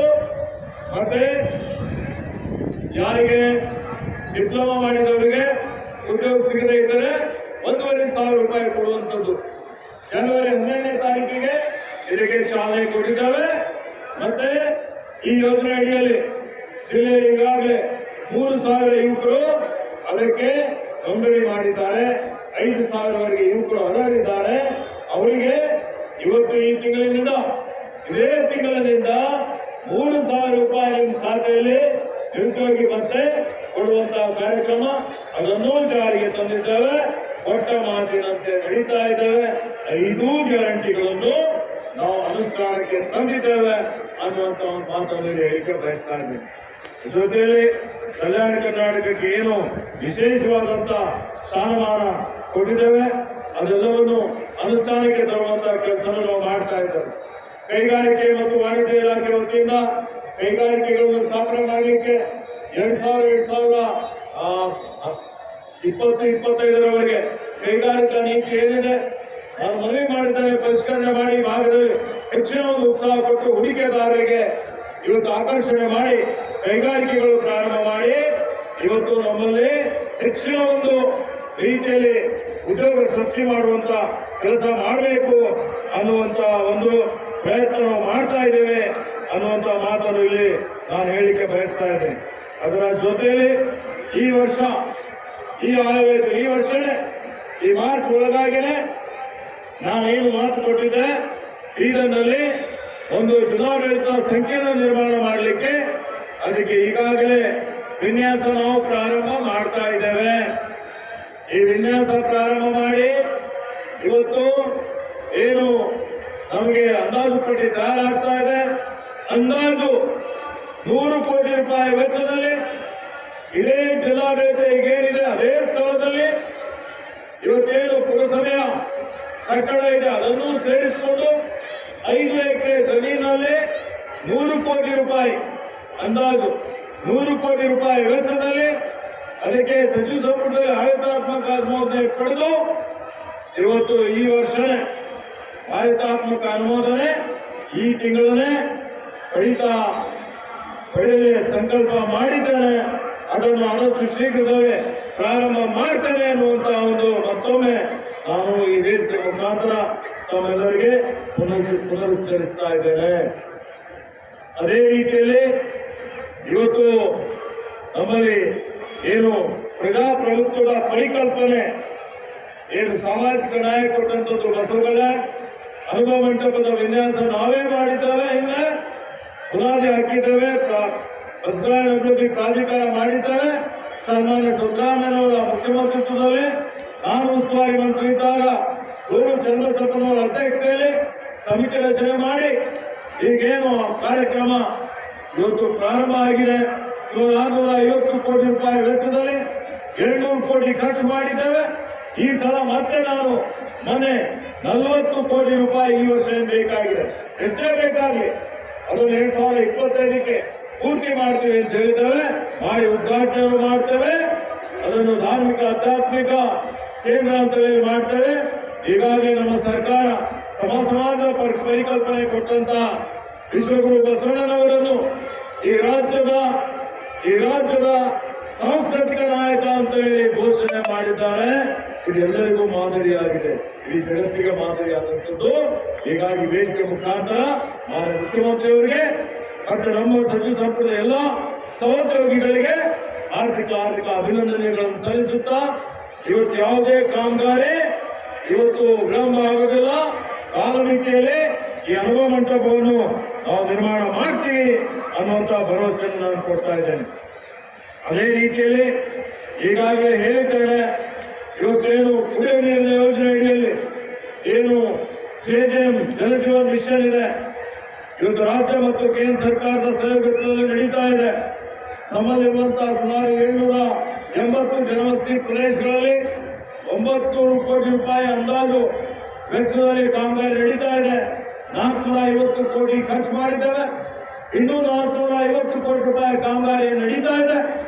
ಆ ಕಾಮಗಾರಿಯನ್ನು ಕಾಲಮಿತಿಯಲ್ಲಿ ಖರ್ಚು ಮಾಡಿ ಪ್ರತಿ ಮನೆಗೆ ಶುದ್ಧ ಕುಡಿಯುವ ನೀರು ಕೊಡುವಂಥದ್ದು ಮಾಡ್ತೇವೆ.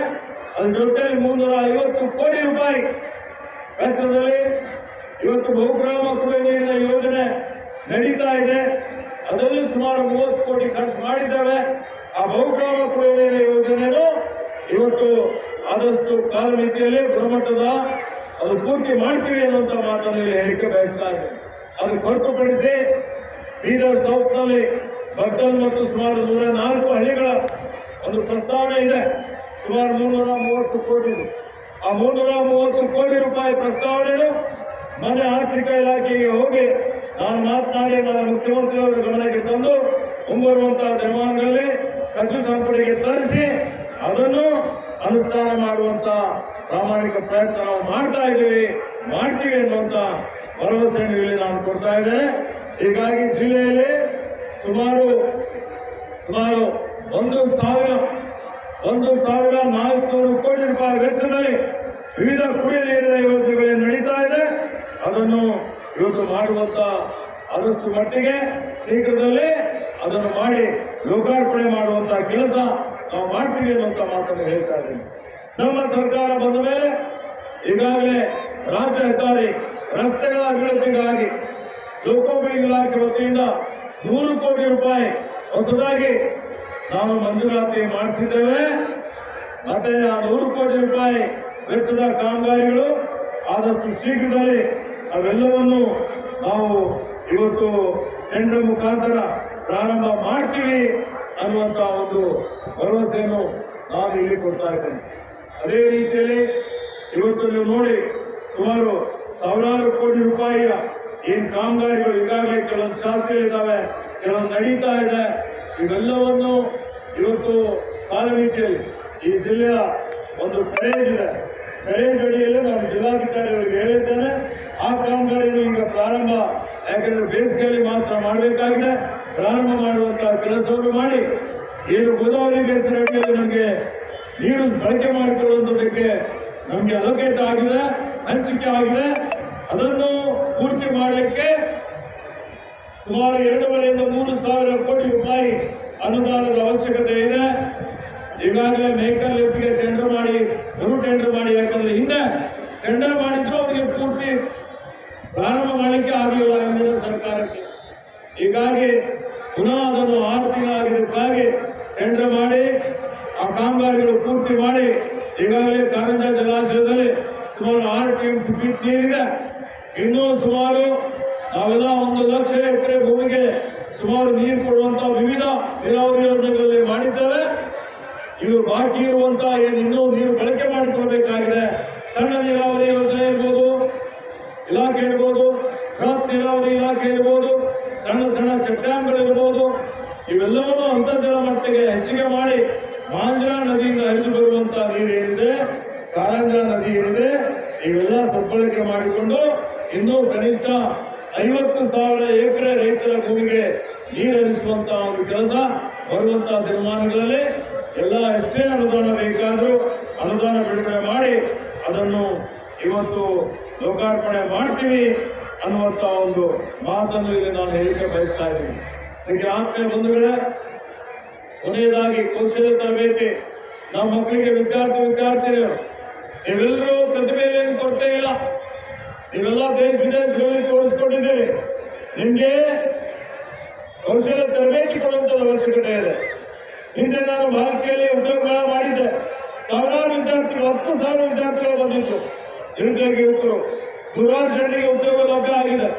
ಈಗಲೂ ಇವತ್ತು ಈ ಜಿಲ್ಲೆಯಲ್ಲಿ ಏನು ನಿರುದ್ಯೋಗ ಯುವಕರಿದೆ, ಆ ಯುವಕರಿಗೆ ಹೆಚ್ಚಿನ ಉದ್ಯೋಗ ಸೃಷ್ಟಿ ಮಾಡಲಿಕ್ಕೆ ಕೊಡಲಿಕ್ಕೆ ಕೌಶಲ್ಯ ತರಬೇತಿ ಕಲ್ಯಾಣ ಕರ್ನಾಟಕ ಪ್ರದೇಶ ಅಭಿವೃದ್ಧಿ ಮಂಡಳಿ ವತಿಯಿಂದ ಮಾಡ್ತೀವಿ. ಯಾರು ಉತ್ಸುಕರಿದ್ದವರು ಹೆಚ್ಚಿನ ಸಂಖ್ಯೆಯಲ್ಲಿ ಅದರಲ್ಲಿ ಭಾಗವಹಿಸಬೇಕು. ಅದಕ್ಕೆ ಎಲ್ಲ ರೀತಿಯ ಸಿದ್ಧತೆ ತಯಾರಿ ಮಾಡಿಕೊಳ್ಬೇಕು ಅನ್ನುವಂತಹ ಒಂದು ನಾವು ಸೂಚನೆಯನ್ನು ಜಿಲ್ಲಾಡಳಿತಕ್ಕೆ ಈಗಾಗಲೇ ಕೊಟ್ಟಿದ್ದೇನೆ. ಏನು ಉದ್ಯೋಗ ಖಾತ್ರಿ ಯೋಜನೆ ಇದೆ, ಸಮರ್ಪಕವಾಗಿ ನಡೀಬೇಕು ಅಂತ ಹೇಳಿ ಈಗಾಗಲೇ ಮುಖ್ಯ ಕಾರ್ಯನಿರ್ವಹಣ ಅಧಿಕಾರಿಗೆ ಇವತ್ತು ನಾವು ಹೇಳಿದ್ದೇವೆ. ಅದನ್ನು ನಿನ್ನೆ ಒಂದು ಶಿಶು ಕೇಂದ್ರದ ಉದ್ಘಾಟನೆಯನ್ನು ನಾನು ಮಾಡಿದ್ದೇನೆ. ಗ್ರಂಥಾಲಯಗಳ ಉದ್ಘಾಟನೆಯನ್ನು ಮಾಡಿದ್ದೇನೆ. ಗ್ರಂಥಾಲಯಗಳು ಬಳಕೆ ಆಗಬೇಕು. ಆ ರೀತಿಯಲ್ಲಿ ಪರಿಣಾಮಕಾರಿಯಾಗಿ ಪಾರದರ್ಶಕವಾಗಿ ಉದ್ಯೋಗ ಖಾತ್ರಿ ನಡೀಬೇಕು.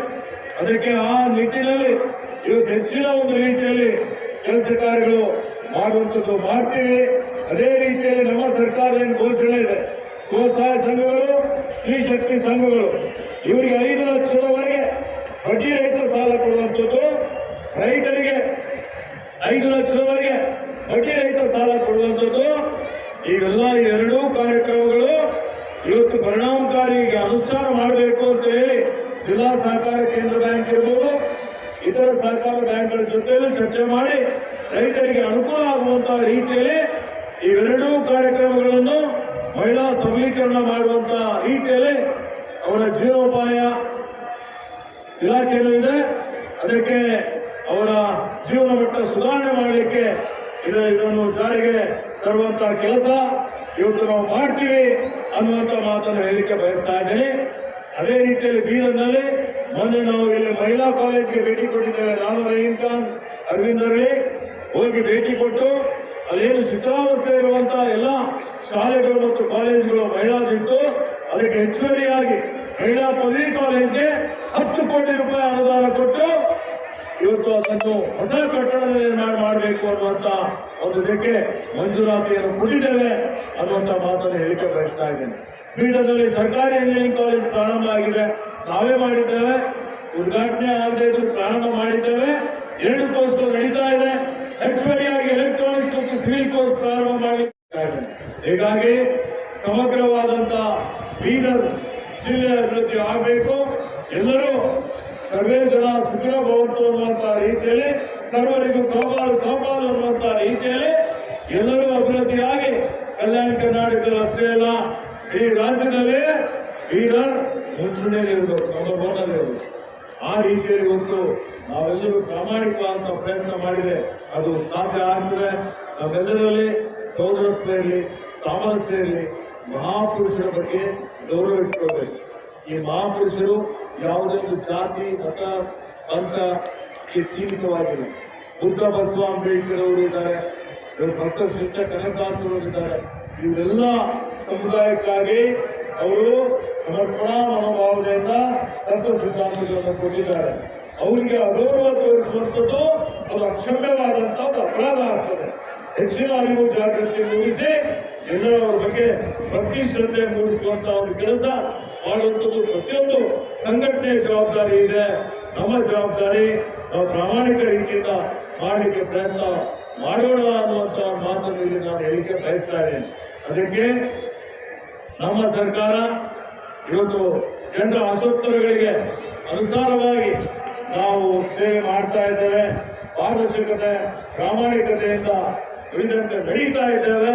ಇನ್ನೇನು ಜಿಲ್ಲೆಯ ಜನ ನಮಗೆ ಆಶೀರ್ವಾದ ಮಾಡಿದ್ದಾರೆ, ರಾಜ್ಯದ ಜನ ಆಶೀರ್ವಾದ ಮಾಡಿದ್ದಾರೆ. ಮುಂಬರುವಂತಹ ದಿನಮಾನಗಳಲ್ಲೂ ಸರ್ವರ ಕಲ್ಯಾಣ, ಸರ್ವರ ಅಭಿವೃದ್ಧಿಗೋಸ್ಕರ ಈ ದೇಶದ ಏಕತೆ, ಅಖಂಡತೆ, ಸಮಗ್ರತೆ, ಸಾಮರಸ್ಯ, ಶಾಂತಿ, ಸೌಹಾರ್ದತೆ ಉಳಿಯೋಗೋಸ್ಕರ ನಿಮ್ಮೆಲ್ಲರ ಸಹಕಾರ, ಹಿರಿಯರ ಆಶೀರ್ವಾದ ಇರಲಿ ಅಂತ ಹೇಳಿ ಇವತ್ತು ನಾವು ಈ ವರ್ಷ ವಿಶೇಷವಾಗಿ ಸಂವಿಧಾನ ಜಾಗೃತಿ ಜಾಥಾ ಇದು 1 ವರ್ಷ ನಡೀತದೆ ಸಮಾಜ ಕಲ್ಯಾಣ ಇಲಾಖೆ ವತಿಯಿಂದ. ಇವತ್ತೇನು 26 ಜನವರಿ 1950ರಿಂದ ಏನು 75ರ ಸಂಭ್ರಮ ನಾವೆಲ್ಲ ಮಾಡ್ತಾ ಇದ್ದೇವೆ. ಈ ನಮ್ಮ ಜಾಗೃತಿ ಜಾಥಾ ಅಭಿಯಾನ ಇದು ಯಾವ ರೀತಿಯಲ್ಲಿ 12ನೇ ಶತಮಾನದಲ್ಲಿ ಅನುಭವ ಮಂಟಪದಡಿ ಬಸವಣ್ಣನವರು ತಮ್ಮ ವಚನಗಳಲ್ಲಿ ಎಲ್ಲಾ ಜಾತಿ ವರ್ಗದ ಜನರನ್ನು ಒಂದುಗೂಡಿಸಿ ಸಮಾನತೆ ಮೂಲಕ ಪ್ರಜಾಪ್ರಭುತ್ವಕ್ಕೆ ಬದ್ಧವಾದಂತಹ ಒಂದು ಬುನಾದಿ ಹಾಕಿದ್ರು. ಅದೇ ಮಾದರಿಯಲ್ಲಿ ಈ ಜಿಲ್ಲೆಯ ಪ್ರತಿ ಎಲ್ಲ 185 ಗ್ರಾಮ ಪಂಚಾಯಿತಿಗಳಲ್ಲಿ 7 ನಗರ ಮತ್ತು ಪುರಸಭೆಗಳಲ್ಲಿ ಈ ಸ್ತಬ್ಧ ಚಿತ್ರ ಮಾಡಿದ್ದೇವೆ. ಈ ಸ್ತಬ್ಧ ಚಿತ್ರ ಎಲ್ಲಾ ಕಡೆ ಐತಿಹಾಸಿಕ ವ್ಯಕ್ತಿಗಳು, ದಿಗ್ಗಜರನ್ನು ಸೇರಿದಂತೆ ಇದು ಎಲ್ಲಾ ಕಡೆ ಸಂಚರಿಸ್ತದೆ. ಇವತ್ತು ನಾವು ಅದಕ್ಕೆ ಚಾಲನೆ ಕೊಡ್ತಾ ಇದ್ದೀವಲ್ಲ, ಇದಕ್ಕೆ ನಾವು ಇಲ್ಲಿ ಚಾಲನೆ ಕೊಡ್ತಾ ಇದ್ದೇವೆ. ಈ ಸ್ತಬ್ಧ ಚಿತ್ರ ಇವತ್ತು ಸಂವಿಧಾನದ ಆಚರಣೆ, ಅದರ ಮಹತ್ವದ ಬಗ್ಗೆ ಇದಕ್ಕೆ ಜಾಗೃತಿ ಮೂಡಿಸುವಂತ ಇದರ ಉದ್ದೇಶ ಆಗಿದೆ. ಹೀಗಾಗಿ 26/1/2024ರಂದು ಇವತ್ತು ನಾನು ನಮ್ಮೆಲ್ಲ ಸಚಿವರು ಮತ್ತು ಶಾಸಕರೊಂದಿಗೆ ಇದಕ್ಕೆ ಚಾಲನೆ ದೊರೀತಾ ಇದೆ. ಇದು 185 ಗ್ರಾಮ ಪಂಚಾಯಿತಿಗಳಲ್ಲಿ ಸಂಚರಿಸುತ್ತದೆ. 20/2/2024-25ರವರೆಗೆ ಇದು ಸಂಚರಿಸಿ ಬೆಂಗಳೂರು ಅರಣ್ಯ ಮೈದಾನದಲ್ಲಿ 1 ತಿಂಗಳವರೆಗೆ ನಡೀತದೆ. 20/2/2024 1 ತಿಂಗಳವರೆಗೆ ಈ ಸ್ತಬ್ಧ ಚಿತ್ರ ರಾಜ್ಯದಾದ್ಯಂತ ಸಂಚಾರ ಮಾಡಿ ಬೆಂಗಳೂರಿನ ಅರಮನೆ ಮೈದಾನದಲ್ಲಿ 20 ಫೆಬ್ರವರಿ 2024ಕ್ಕೆ ಮುಕ್ತಾಯವಾಗ್ತದೆ. ಅತ್ಯುತ್ತಮವಾದಂತಹ ಸ್ತಬ್ಧ ಚಿತ್ರ ಯಾರು ಮಾಡ್ತಾರೆ ಅವರಿಗೆ ಪ್ರಶಸ್ತಿ ಸಿಗ್ತದೆ. ಅದಕ್ಕೆ ಚುನಾಯಿತ ಪ್ರತಿನಿಧಿಗಳು, ಸಾಮಾನ್ಯ ಎಲ್ಲ ಗಣ್ಯಮಾನ್ಯ ವ್ಯಕ್ತಿಗಳು, ವಿದ್ಯಾರ್ಥಿಗಳು, ಕಲಾವಿದರು, ಎಲ್ಲ ಇಲಾಖೆಯ ನೌಕರರು ಸಕ್ರಿಯವಾಗಿ ಇದರಲ್ಲಿ ಪಾಲ್ಗೊಳ್ಳಬೇಕು ಅಂತ ಹೇಳಿ ಇವತ್ತಿನ ಈ ಒಂದು ಕಾರ್ಯಕ್ರಮ ತಾವೆಲ್ಲರೂ ಬಹಳ ಸಮಯವಾದರೂ ನೀವೆಲ್ಲ ಬಹಳ ಶಾಂತಿಯಿಂದ ಇವತ್ತು ಈ ಒಂದು ಕಾರ್ಯಕ್ರಮ ನಡೆಸಿಕೊಟ್ಟಿದ್ದೀರಿ, ಭಾಗಿಯಾಗಿದ್ದೀರಿ ಮತ್ತು ಇದಕ್ಕೆ ಯಶಸ್ವಿ ಮಾಡಿದ್ದೀರಿ. ಅದಕ್ಕಾಗಿ ನಿಮ್ಮೆಲ್ಲರಿಗೆ ಮತ್ತೊಮ್ಮೆ ನನ್ನ ಪರವಾಗಿ ಆರ್ಥಿಕ ಧನ್ಯವಾದ ಮತ್ತು ಕೃತಜ್ಞತೆಗಳನ್ನು ಹೇಳಿ ನಿಮ್ಮೆಲ್ಲರಿಗೆ ಮತ್ತೊಮ್ಮೆ ಗಣರಾಜ್ಯೋತ್ಸವದ ಆರ್ಥಿಕ ಶುಭಾಶಯಗಳನ್ನು ಕೋರುತ್ತೇನೆ. ಧನ್ಯವಾದಗಳು. ದೇಶದ ಪ್ರಗತಿ ಪಥವನ್ನು ಸ್ಮರಣೆ ಅಭಿವೃದ್ಧಿ ಪಥದತ್ತ ರಾಜ್ಯ ಮತ್ತು ಜಿಲ್ಲೆ ನಡೆಯುವಂತ ಧನ್ಯವಾದಗಳು.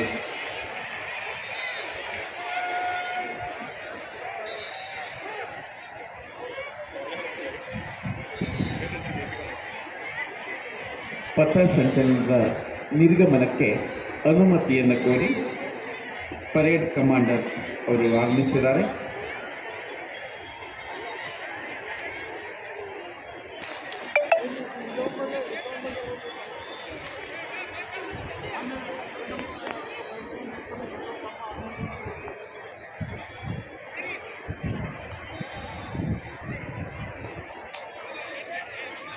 ಪಥ ನಿರ್ಗಮನದ ಅನುಮತಿಯನ್ನು ಕೋರಿ ಪರೇಡ್ ಕಮಾಂಡರ್ ತಿಳಿಸಿದ್ದಾರೆ. ದಯವಿಟ್ಟು ಬಲಗಡೆ ಭಾಗದಲ್ಲಿ ಯಾರು ನಿಂತ್ಕೊಳ್ಳಿ.